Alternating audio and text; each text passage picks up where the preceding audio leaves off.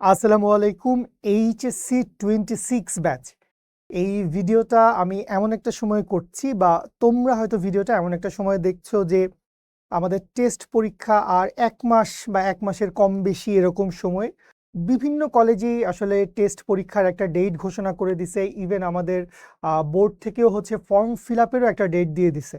So হ্যাঁ, আমাদের journey অনেক লম্বা। আমরা ডাক্তার, ইঞ্জিনিয়ার অনেক কিছু হইতে চাই, আমরা এইচএসসি পরীক্ষায় গোল্ডেন এ প্লাস পাইতে চাই, বাট তার আগে আমাদের সবার আগে আসলে টেস্ট পরীক্ষায় একটা ভালো রেজাল্ট করতে হবে। সেটা আমার কনফিডেন্সের জন্য হোক, সেইটা আমার নিজেকে জাজ করার জন্য হোক, আমার প্রিপারেশনটা ঝালাই করার জন্য হোক, সব কিছুর জন্য।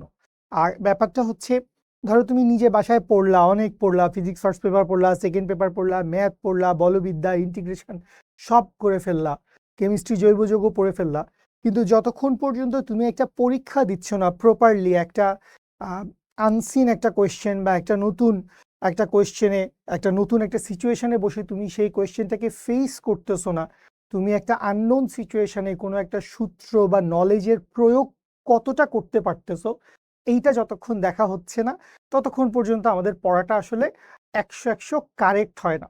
তো আমাদের সবার জন্য এইচএসসি 26 ব্যাচ সামনে যেহেতু টেস্ট পরীক্ষা আছে, এই টেস্ট পরীক্ষার আগে আমাদের সবার টার্গেট থাকবে যে হ্যাঁ, একদম বোর্ড ফাইনাল প্রিপারেশনটা আমার যেরকম হইতো, বোর্ড পরীক্ষা আমি যেভাবে দিতাম, টার্গেট থাকবে আমি যেন সেই পরীক্ষাটার মতো করে একটা পরীক্ষা আমি আমার টেস্ট পরীক্ষায় দিতে পারি। এখন এই ভিডিওটা অনেক মানুষ দেখতেছো, কেউ হয়তো বা বলবা যে ভাই আমার তো পুরো সিলেবাস কমপ্লিট, আমি অ্যাডমিশনের কোর্স করা শুরু করে ফেলছি, অনেকেই করতেছেন। কেউ বলবেন যে ভাই আমার হয়তো সিলেবাসের 70-80% কভার হয়েছে, আগে যা পড়ছি অনেক কিছু ভুলে গেছি, এখন সামনে কিছু নতুন পড়াও বাকি আছে, আবার কি রিভিশন দিব এইটাও বুঝতেছি না, এরকম কিছু ডিলেমায় মানুষজন আছেন। কারো অর্ধেক শেষ হয়েছে, অর্ধেক শেষ হয় নাই।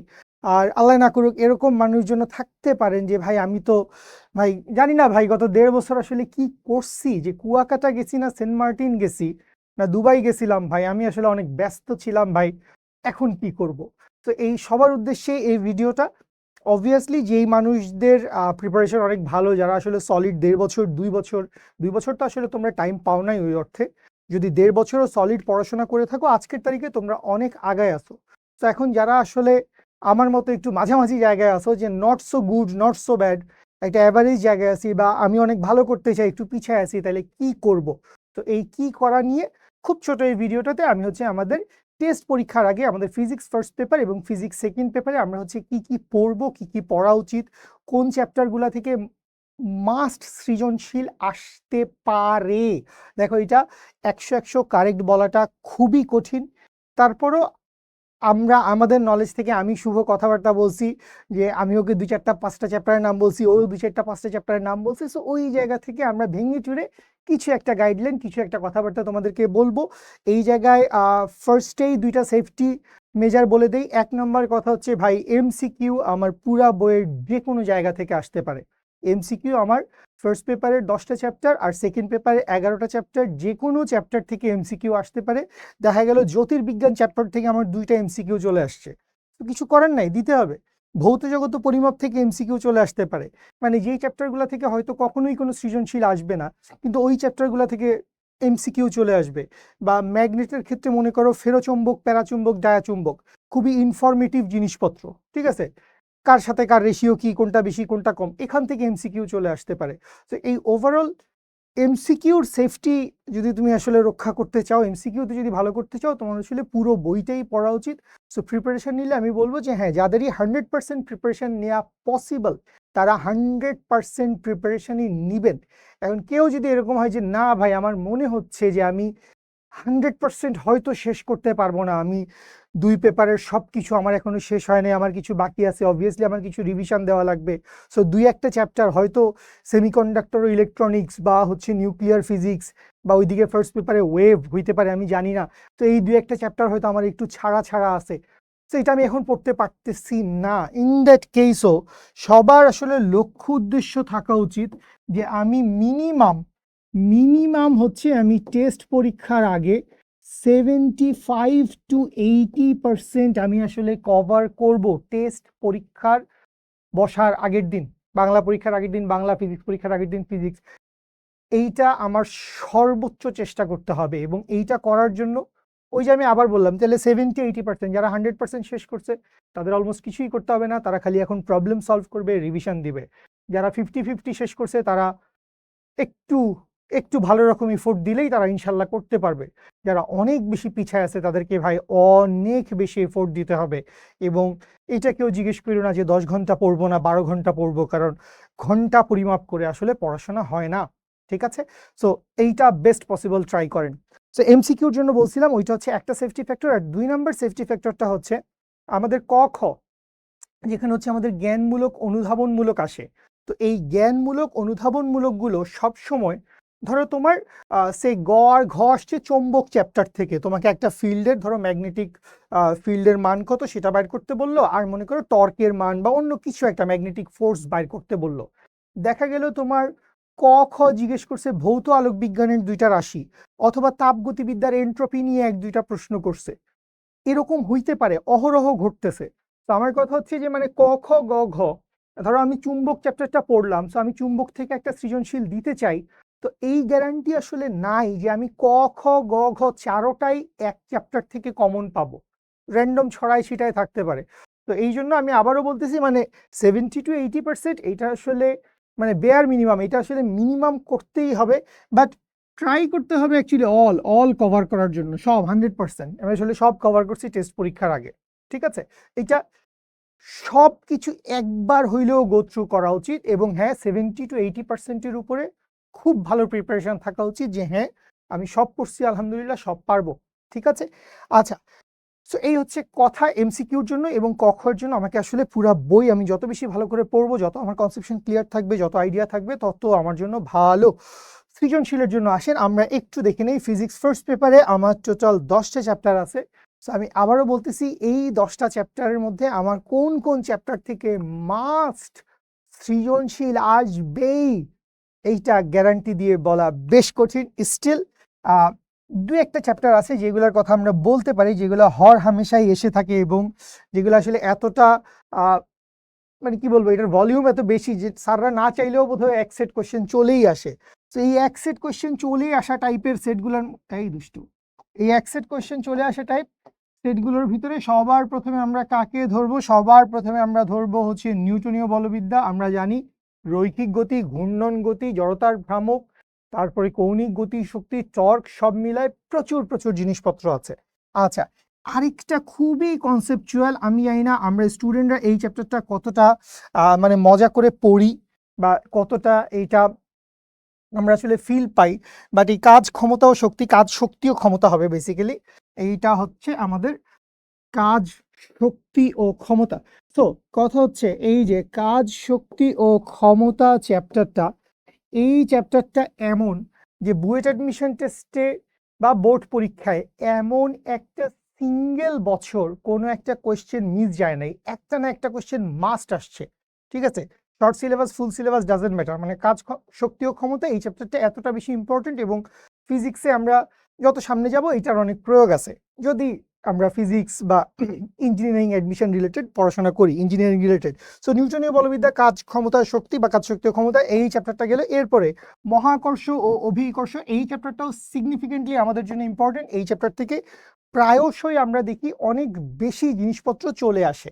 আচ্ছা, পদার্থের গাঠনিক ধর্মের ক্ষেত্রে একটা জিনিস বলি, পদার্থের গাঠনিক ধর্মের ভিতরে 2টা পার্ট। ফার্স্ট পার্টটা হচ্ছে স্থিতিস্থাপকতা, যে পার্টটাতে ইয়ং গুণাঙ্ক এবং আরো অন্যান্য টপিক আছে, যেটা কম্পারেটিভলি সহজ, ইজি। সেকেন্ড যে পার্টটা সেটা হচ্ছে ফ্লুইড, প্রবাহী পদার্থ, এবং আমার পার্সোনালি অনেক পছন্দ। এখন ব্যাপারটা হচ্ছে ফ্লুইড, আমি জানি না আপনারা কে কিরকম পড়ছেন, যারা পড়ছেন ভেরি গুড, পড়েন। এই চ্যাপ্টার থেকে পদার্থের গাঠনিক ধর্ম থেকে এক সেট কোয়েশ্চেন আসবে, এটা আসলে কনফার্ম কাইন্ড অফ বলা যায়। এখন কোন পার্ট থেকে আসবে এইটাও হয়তো বা বলা যায়, কারণ প্রবাহী পদার্থ অনেক বছর পরে এখন আমাদের বোর্ড পরীক্ষায় আসতেছে, বা বাদ ছিল এতদিন। সো স্যাররা অবভিয়াসলি প্রবাহী পদার্থ থেকে আমাদের বেসিক কেমন আছে সেইটা একটু নেড়ে চেড়ে দেখতে পারে। সো হ্যাঁ, অবভিয়াসলি আমি বলবো যাদের প্রবাহী পদার্থ পড়া আছে ভাই, তারা পুরা পদার্থের গাঠনিক ধর্মটাই কভার করেন, আর ইয়ং গুণাঙ্ক আর বাকি জিনিসপত্র তো আসলে খুব সহজ।